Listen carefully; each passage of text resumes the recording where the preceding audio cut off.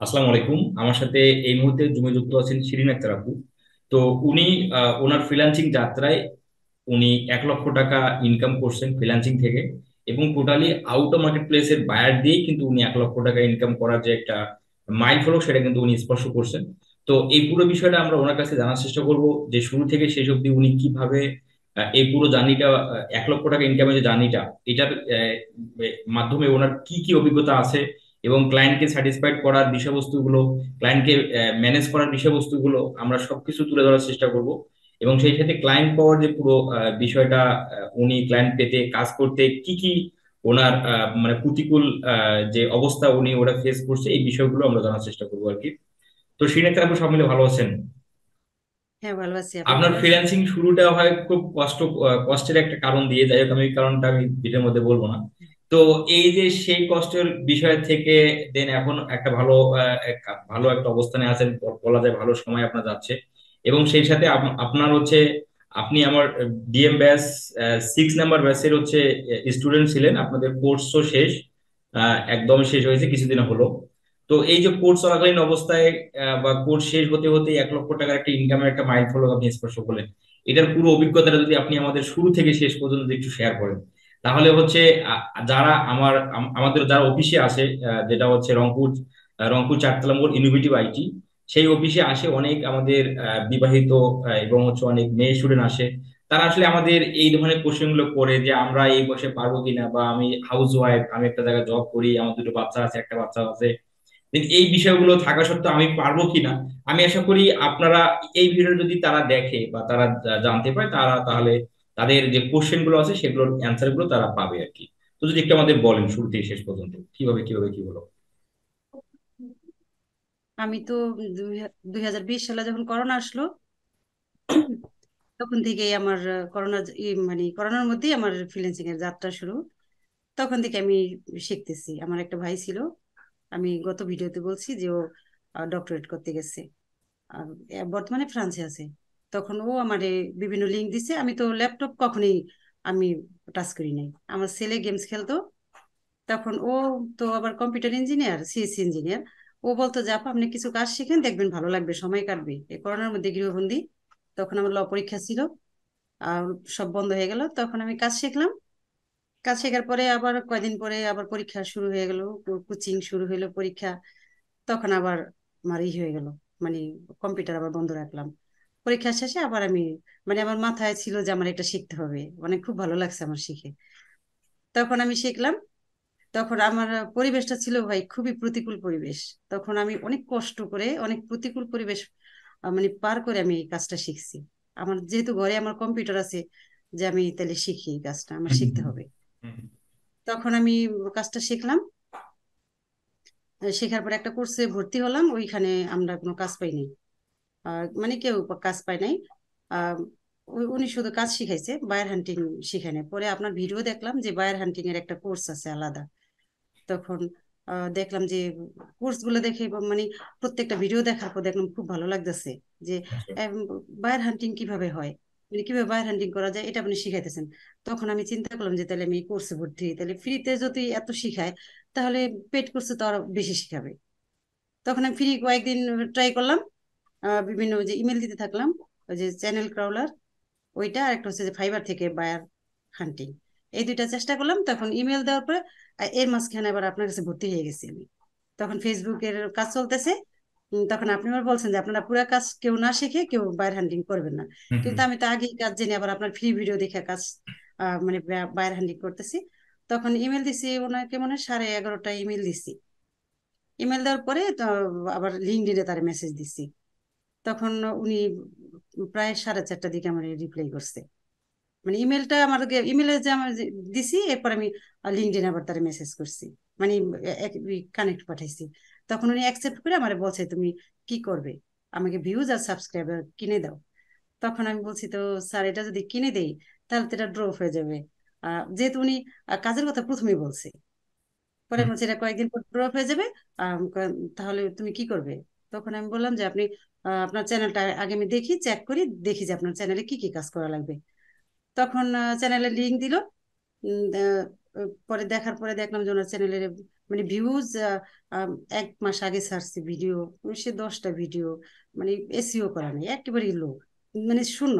তখন আবার channel optimise করা না, তখন আমি বললাম যে আপনার চ্যানেল অপটিমাইজ করতে হবে, আর ভিডিও এসিও করতে হবে, আর সোশ্যাল মিডিয়া মার্কেটিং করতে হবে, তাহলে আপনার অর্গানিক্যালি ভিউজ বাড়বে, সাবস্ক্রাইবার বাড়বে।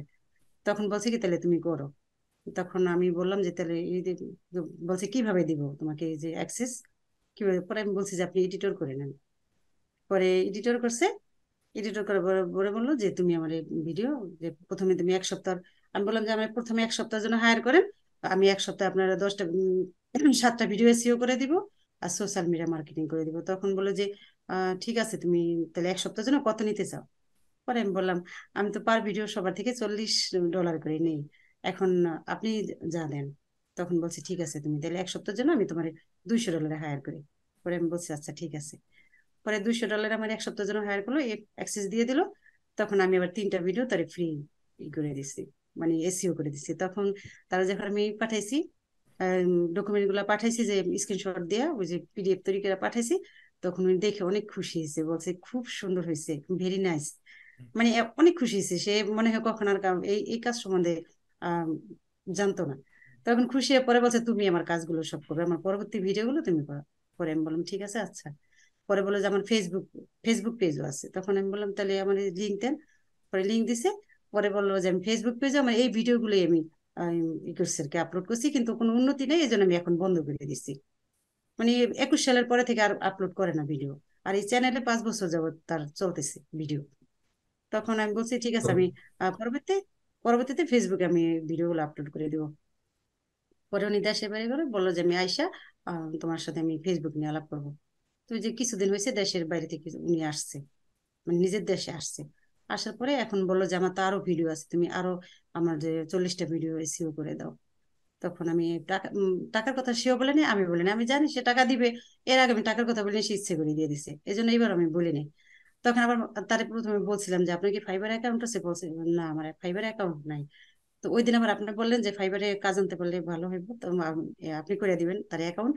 তখন ওই দিন আমি আবার তারে মেসেজ দিছি যে স্যার আপনি যদি আমার ফাইবারে অর্ডার করেন, আপনার কোনো ক্ষতি হবে না, কিন্তু আমার অনেক উপকার হবে, আমার প্রোফাইলটা র্যাঙ্ক হবে। তখন উনি দেখলাম যে কোনো কিছু বললো না, আমি রাত্রে 12টার দিকে তার মেসেজ দিছি, কিছু বলে নাই। তখন আমি আর তার, সেও বেশি কথা বলে না, আমিও বলি না, আবার যদি মাইন্ড করে এই জন্য বলিনি।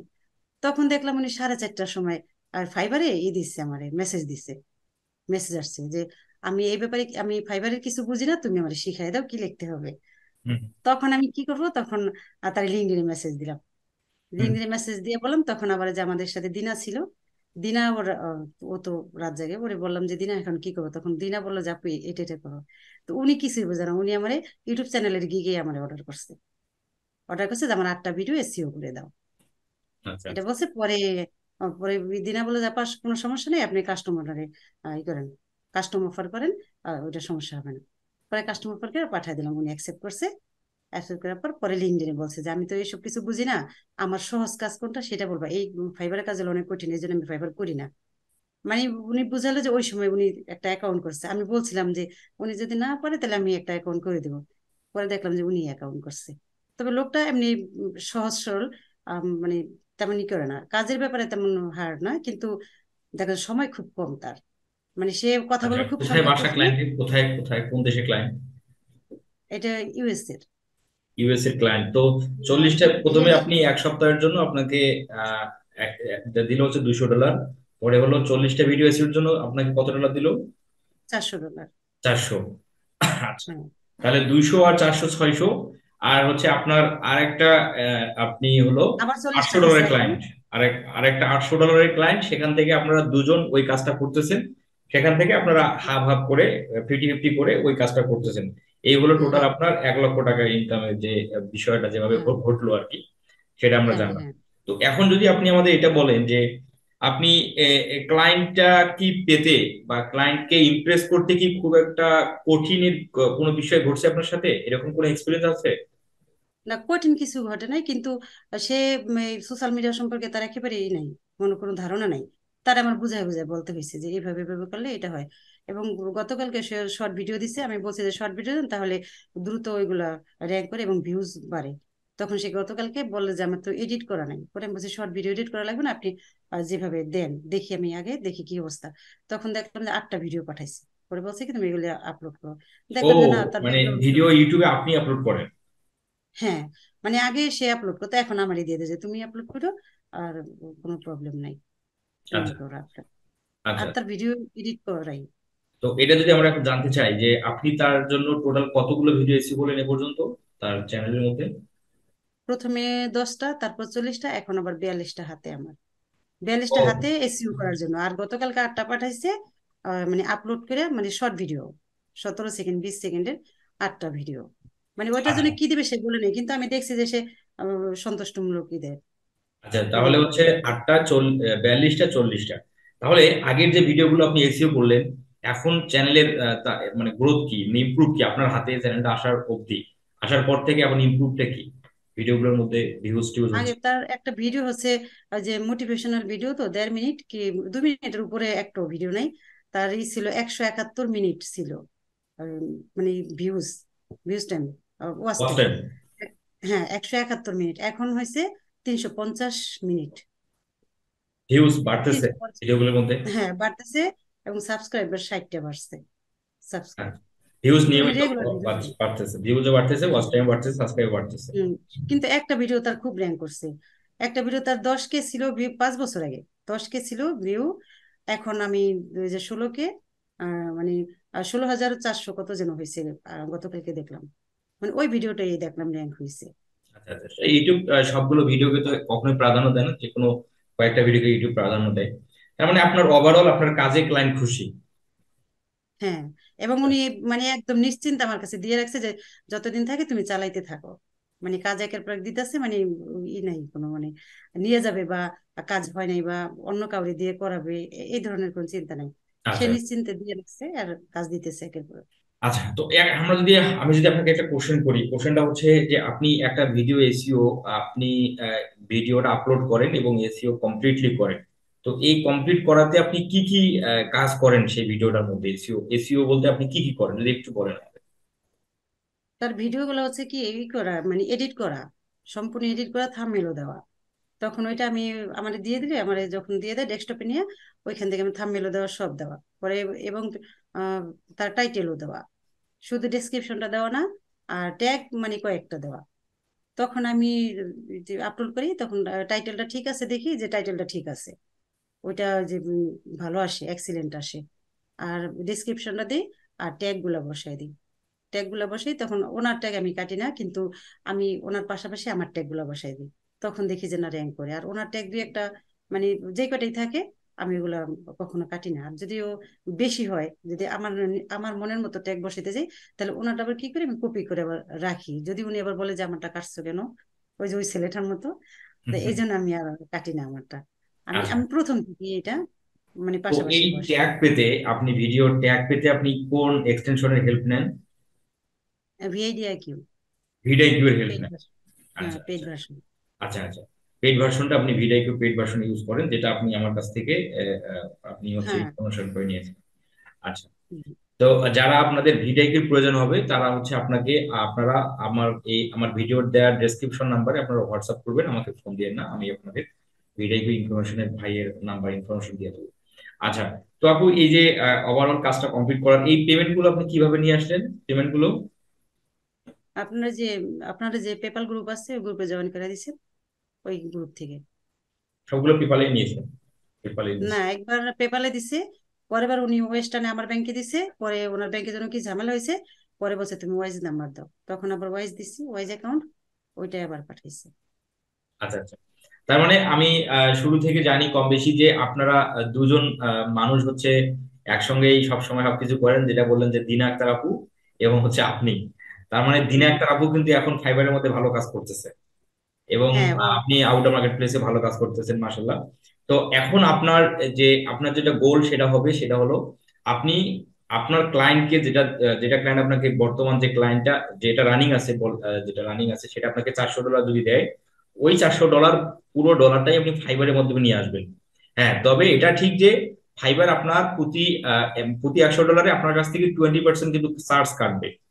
হুম। তো চার্জ কাটুক, আপনি ওই ক্ষতিটাকে আপনি আপনি ক্ষতি মনে করবেন না। কারণ হচ্ছে আপনি যদি একটা গিগের মধ্যে আপনি যদি 8-10টা রিভিউ নিতে পারেন এবং একদম 5 স্টার রিভিউ যদি নিতে পারেন, তাহলে আপনার ওই গিগটা কিন্তু র্যাঙ্কে চলে আসবে। আর র্যাঙ্কে চলে আসলে দিনে একতার উপর যেভাবে অর্ডার পাচ্ছে দেখতেছেন না, মানে উনি হয়তো আপনার জানায় হ্যাঁ, যে হ্যাঁ, হ্যাঁ। $100 $150 এরকম আপনাকে হয়তো জানায়, ওই ধরনের অর্ডার কিন্তু আপনারও আসবে। উনি কিন্তু দেখেন, উনি কিন্তু প্রথম অবস্থায় কি ওই ফাইবারটাই কিন্তু রিভিউ নিয়ে র্যাঙ্ক করেছে, রাইট? হ্যাঁ, উনি রিভিউ নিয়ে র্যাঙ্ক অনেক করাইছে, অনেকেই অন্য কারো বলতেছে। কাছ থেকে রিভিউ নিতে হয়েছে।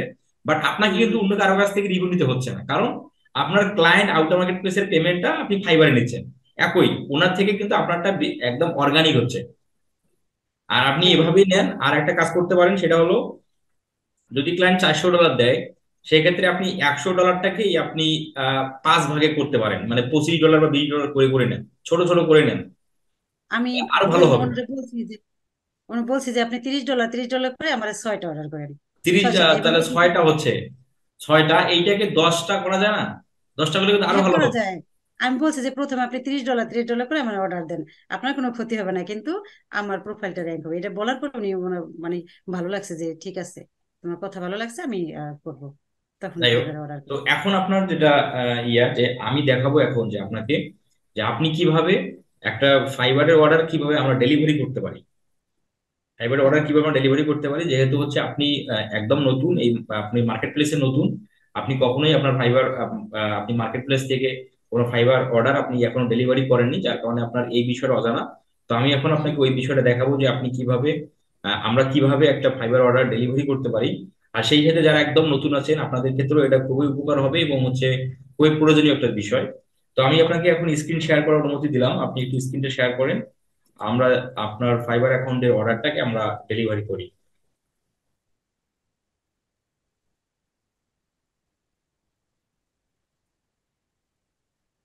ওটা থাক, আপনি পাশে একটা ট্যাব নেন, ট্যাব নিয়ে ফাইবারে যান।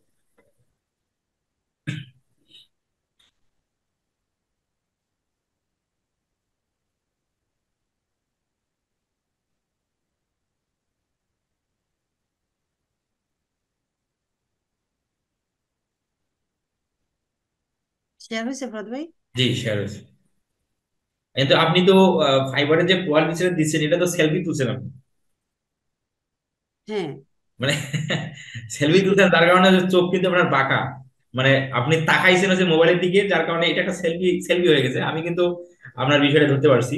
বিষয়টা এরকম করা যাবে না, মানে মানুষ মনে করবে কি জানেন, যে মানুষ যারা জানে তারা ধরে ফেলবে। আপনি একটু, আপনি কাউকে বলবেন যে আমার একটা ছবি তুলে দাও, আপনি তুলবেন না ও ছবিটা, আচ্ছা। তাহলে আমি আপনি, তো এটা জানি না, আমি তো নিজের হ্যাঁ, সেলফি নিজে দিয়ে তুলছেন দিছি। আপনি, মানে সামনে তাকানো অবস্থায় আপনি তোলার চেষ্টা করছেন, সবই ঠিক আছে। বাট তবুও বোঝা যায় যে আপনি সাইডে তাকাচ্ছেন, এটা বোঝা যায়। কিন্তু আমাদের ফাইবারের মধ্যে ছবি দিতে হবে একদম স্পষ্ট, একদম স্ট্রেট কাট, সামনে সামনে তাকাতে হবে। আর সেটা হচ্ছে আপনি কারো কাছে ছবিটা তুলে নেবেন, যে আমাকে একটা পাসপোর্ট সাইজের ছবি সুন্দর করে একটু আমাকে তুলে দাও, তাহলেই হয়ে গেল। আর যাই হোক, সমস্যা নেই, এখন আপনি অর্ডার পেয়ে যান। আচ্ছা, আমরা যেভাবে আপনি, আচ্ছা অর্ডার পেয়ে গেছেন, সমস্যা নেই।